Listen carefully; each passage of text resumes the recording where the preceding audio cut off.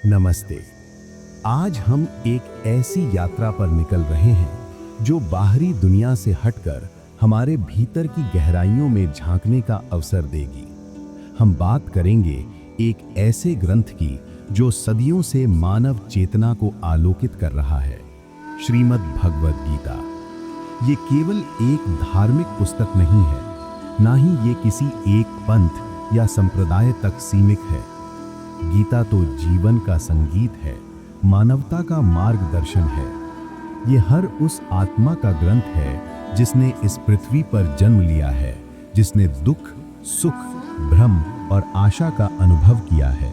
कल्पना कीजिए, कुरुक्षेत्र का विशाल मैदान है। दो महान सेनाएं आमने सामने खड़ी हैं। एक तरफ धर्म के प्रतीक पांडव और दूसरी तरफ अधर्म के प्रतिनिधि कौरव।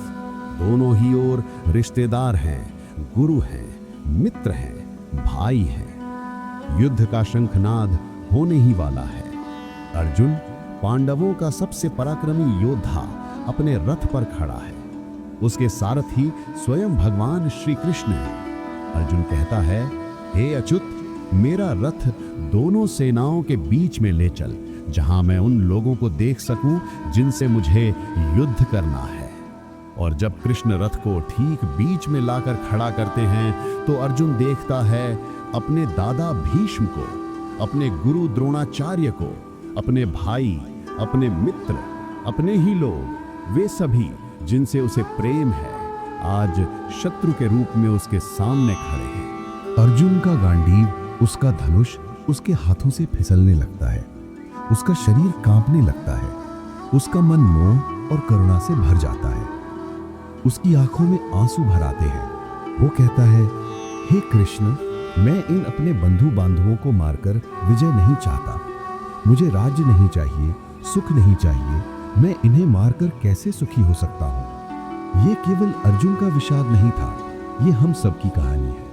जीवन में ऐसे क्षण आते हैं जब हम धर्म और कर्तव्य के मार्ग पर होते हुए भी अपनों को सामने पाकर विचलित हो जाते हैं। जब हमें लगता है कि हमारा कार्य हमारे रिश्तों को, हमारी शांति को भंग कर रहा है। ये वो क्षण है जब हम भ्रमित होते हैं, निराश होते हैं और सब कुछ छोड़कर बैठ जाना चाहते हैं। क्या हमने कभी ऐसा महसूस किया है जब हमें किसी बड़े निर्णय का सामना करना पड़ा हो, जहां हमें अपने मन और हृदय के बीच संघर्ष करना पड़ा हो, जहां हमें अपने कर्तव्य और अपनी भावनाओं के बीच चुनाव करना पड़ा हो?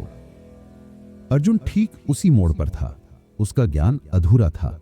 उसे कर्म का सही स्वरूप नहीं पता था। और तभी उस गहन निराशा के क्षण में स्वयं भगवान श्री कृष्ण ने अर्जुन को ज्ञान का प्रकाश दिखाया। ये वही ज्ञान है जिसे हम आज भगवद गीता के रूप में जानते हैं। कृष्ण कहते हैं, हे अर्जुन, तुम अज्ञानता के कारण शोक कर रहे हो। तुम पंडितों जैसी बातें करते हो, पर शोक न करने योग्य के लिए शोक करते हो। नैनम छिन्दन्ति शस्त्राणि, नैनम दहति पावकः, न चैनम क्लेदयन्त्यापो, न शोषयति मारुतः। आत्मा को शस्त्र काट नहीं सकते, अग्नि जला नहीं सकती, जल भिगो नहीं सकता और वायु सुखा नहीं सकती। कृष्ण अर्जुन को बताते हैं कि आत्मा अमर है, शाश्वत है, अविनाशी है। ये केवल शरीर है जो जन्म लेता है और मरता है। मृत्यु केवल एक वस्त्र बदलने जैसी है। आत्मा एक शरीर को त्याग कर दूसरा धारण करती है। ये ज्ञान हमें मृत्यु के भय से मुक्त करता है, शोक से मुक्ति दिलाता है। क्या हम इस बात को गहराई से समझते हैं? हम अपने शरीर को ही मैं मानते हैं। हम अपनी पहचान, अपने नाम, अपने पद, अपनी पोजीशन से जोड़ लेते हैं। पर गीता हमें सिखाती है कि हम इससे कहीं अधिक हैं। हम एक आध्यात्मिक प्राणी हैं जो इस भौतिक शरीर में अस्थायी रूप से निवास कर रहा है। इसके बाद कृष्ण कर्म के रहस्य को समझाते हैं। कर्म योग। वे कहते हैं, कर्मण्येवाधिकारस्ते मा फलेषु कदाचन मा कर्म फल हेतुर्भूर्मा ते संगोस्त्व कर्मणि। यानी तुम्हारा अधिकार केवल कर्म करने पर है, उसके फल पर कभी नहीं। तुम कर्म फल के हेतु मत बनो और नहीं कर्म न करने में तुम्हारी आसक्ति हो। ये गीता का सबसे महत्वपूर्ण और व्यावहारिक संदेश है।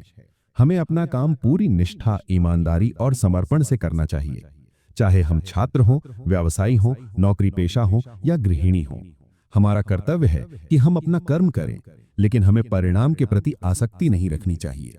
कल्पना कीजिए एक किसान की। वो खेत जोतता है, बीज बोता है, पानी देता है, खाद डालता है। वो अपना कर्म पूरी लगन से करता है, लेकिन क्या वो फसल उगने की गारंटी दे सकता है? नहीं। फसल उगना उसके हाथ में नहीं है। उसके हाथ में केवल बीज बोना और उसकी देखभाल करना है। यदि वो फसल की चिंता में डूबा रहेगा तो वो अपना वर्तमान कर्म भी ठीक से नहीं कर पाएगा। यही हमारे जीवन में भी होता है।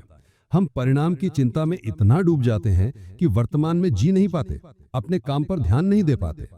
कृष्ण कहते हैं, योगस्थः कुरु कर्माणि संगम त्यक्त्वा धनंजय सिद्ध्य सिद्ध्यो समो भूत्वा समत्वम योगोच्यते। योग में स्थित होकर कर्मों को करो, आसक्ति को त्याग दो और सिद्धि असिद्धि में समभाव रखो। इसी समत्व को योग कहते हैं। ये हमें सिखाता है कि हम सफलता और असफलता दोनों में समान रहें। सफलता हमें अहंकारी ना बनाए और असफलता हमें निराश ना करे। ये एक गहरा संतुलन है। गीता केवल कर्म तक सीमित नहीं है। कृष्ण ज्ञान के मार्ग को भी समझाते हैं। ज्ञान योग, ये आत्मज्ञान और सत्य की समझ का मार्ग है। जब हम ये समझ जाते हैं कि हम शरीर नहीं आत्मा हैं और हम सभी एक ही परम सत्ता के अंश हैं, तो ये ज्ञान हमें सभी बंधनों से मुक्त करता है। इसके बाद आता है संन्यास योग, जिसका अर्थ है कर्मों का त्याग नहीं, बल्कि कर्मों के फल की इच्छा का त्याग। ये मन की एक अवस्था है जहां व्यक्ति संसार में रहते हुए भी उसके प्रभावों से अछूता रहता है, जैसे कमल का पत्ता पानी में रहकर भी गीला नहीं होता। और फिर है ध्यान योग, मन को शांत और स्थिर करने की प्रक्रिया। कृष्ण अर्जुन को मन को नियंत्रित करने के तरीके बताते हैं, क्योंकि एक अस्थिर मन हमारा सबसे बड़ा शत्रु हो सकता है, जबकि एक नियंत्रित मन हमारा सबसे अच्छा मित्र। आजकल हम अपने मन को कितनी स्वतंत्रता देते हैं, ये हमें कहां-कहां भटकाता है। गीता हमें सिखाती है कि अपने मन के स्वामी बनो, उसके दास नहीं। जैसे जैसे गीता आगे बढ़ती है, कृष्ण अपने और अपनी दिव्यता के बारे में और अधिक रहस्य उजागर करते हैं। वो बताते हैं कि वे ही परम सत्य हैं, सभी अस्तित्व का स्रोत हैं। वो हमें भक्ति के महत्व को समझाते हैं। भक्ति योग। कृष्ण कहते हैं, जो मुझे जानते हैं वे मुझे प्राप्त करते हैं। वो बताते हैं कि कैसे वो ही सभी प्राणियों में चेतना है, सभी गुणों का सार है।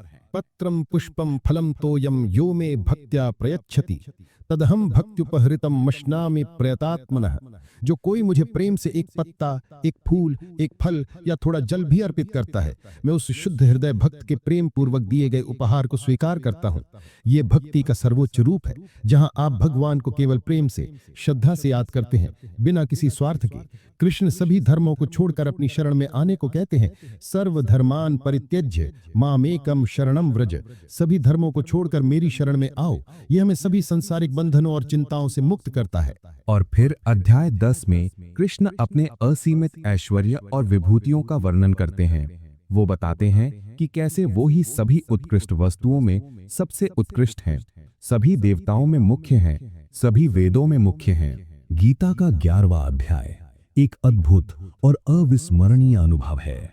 अर्जुन कृष्ण से उनके वास्तविक दिव्य स्वरूप को देखने का आग्रह करता है, और तब कृष्ण अपना विराट रूप प्रकट करते हैं। यह एक ऐसा रूप था जिसे अर्जुन ने पहले कभी नहीं देखा था।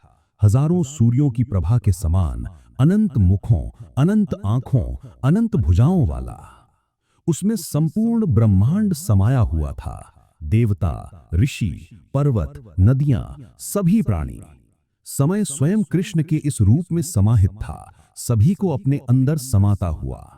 अर्जुन भयभीत हो जाता है, आश्चर्यचकित हो जाता है और अपने अहंकार को त्याग कर कृष्ण के सामने नतमस्तक हो जाता है।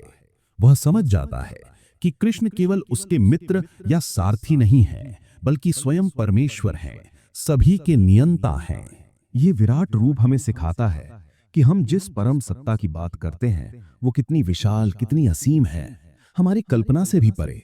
ये हमें विनम्र बनाता है और हमें ये एहसास कराता है कि हम उस ब्रह्मांडीय शक्ति का एक छोटा सा अंश है।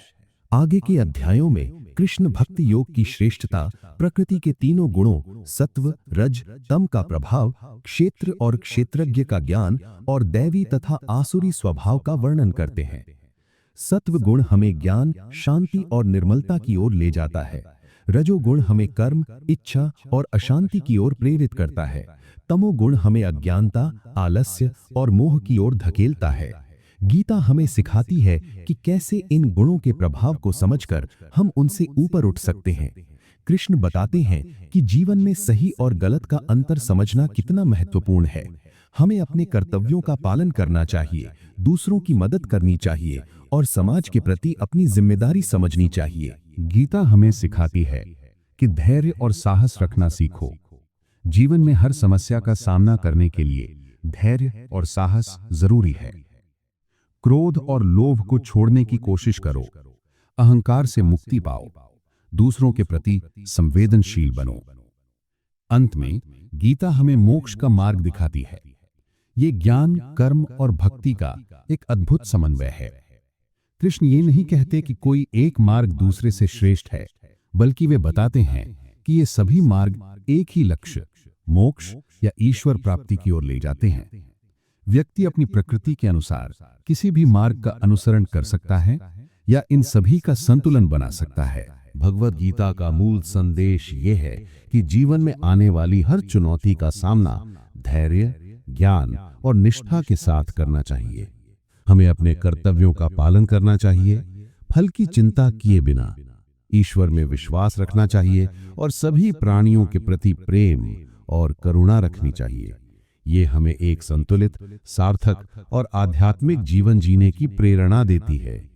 ये केवल एक प्राचीन ग्रंथ नहीं, बल्कि एक शाश्वत मार्गदर्शक है जो हमें विपरीत परिस्थितियों में भी शांत रहकर अपने धर्म का पालन करना सिखाता है और अंततः जीवन के सर्वोच्च लक्ष्य मोक्ष की ओर अग्रसर करता है।